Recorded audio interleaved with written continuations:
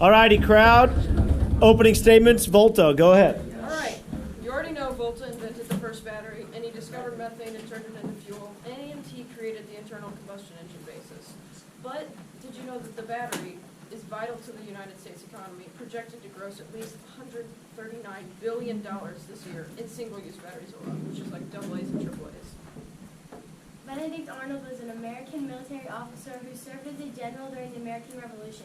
George Washington had given him his fullest trust and placed him in command of Fort West Point in New York, which then led him to become a trader in the United States. According to Newswire.com, in the U.S., the lead battery industry had 20% job growth going into 2019, creating 92,000 jobs. Lead batteries also contribute $26 billion to the national output.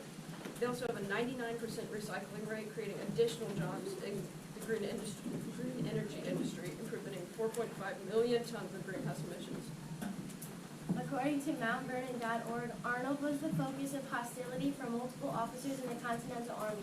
Arnold brought complaints against Moses Hazen, which led to his court material. Afterwards, Hazen leveled countercharges. Arnold also became involved in conflicts with both John Brown and James Easton. Brown, in response, published a pamphlet that claimed of Arnold, "Money is this man's God, and to get enough of it, he would sacrifice his country." What was Arnold's impact? Because he didn't change the tide of the war for the British, and he didn't do much for the Americans either, because he didn't want any more battles than any other general.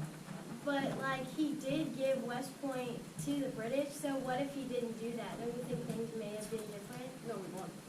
I know, but, if he didn't do this, then don't you think that, He gave the point to the British, right? yes. The British lost. I know.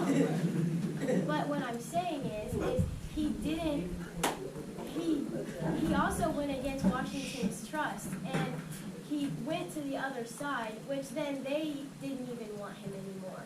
So obviously, it was a good thing for us that he left, because he wasn't doing anything for us.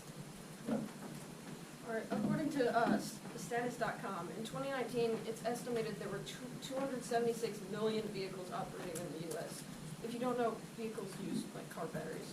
Those are only the vehicles being driven, not to mention there are 327 million people, and 80% of those are able to drive, which is 261 million people. This means there's over one car for every person able to operate one. Methane is a colorless gas and extremely flammable that can explode when mixed with air. Methane is emitted from burning gasoline and fossil fuels, including coal, natural gas, and oil, and from hydraulic fracturing, landfills, and coal-fired power plants. Methane is a greenhouse gas that contributes to climate change, according to Topstown.gov. If this methane gas is harmful to our environment, why would you promote that he discovered it? Because that's more people impacted. With the innovation of the battery, the first power plant was also constructed, which made all the cities safer. It made factories able to operate longer and reduce crime rates across the country, because police didn't have to focus on people getting mugged, because that was really common back then, and they could go after real murderers and kidnappers. So you tell us that Volta was the inventor of the first electrical battery. According to Phys.org, the first battery was created in the year 18,000. Soon following in 1839 was the discovery of solar energy. Do you think that we would have that much of a setback within a time span of 39 years?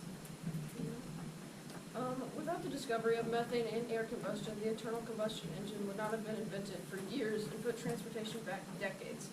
The combustion engine is used for all transportation, powered by vehicles, and not to mention he also invented the battery, which is all transportation. When Benedict Arnold sold West Point, he was doing it for the money and command in the British Army. He did this because he thought he wasn't getting the recognition that he deserved. A lot of people in that time period didn't get the recognition that they deserved, but they didn't choose to switch sides, according to history.com. Alright, so you can vote for an American hero turned traitor who won some battles for America, switched sides and gave some information to the British, or you can vote for the inventor of the battery, the pioneer of all forms of transportation, a person whose innovation paved the way for the modern world as we know it, the most impactful person in history, Alessandro Volta. When you look up Benedict Arnold, the first thing that comes up is, what is Benedict Arnold famous for? And according to biography.com, he is an American Revolutionary War general, best known for his defection from the Continental Army to the British side of the conflict in 1780. saying this, you can vote for a man that let us have a way of transportation, a battery, and a harmful gas to our environment. Or you can vote for a man that had such an impact on the United States that he got a word in the dictionary named after himself and made the U.S. a different place. Okay.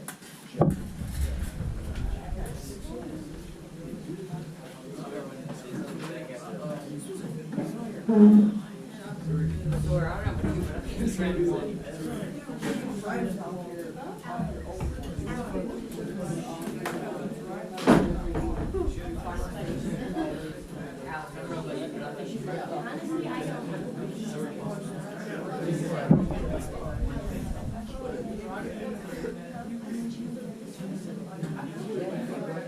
Nothing. Doesn't say anything.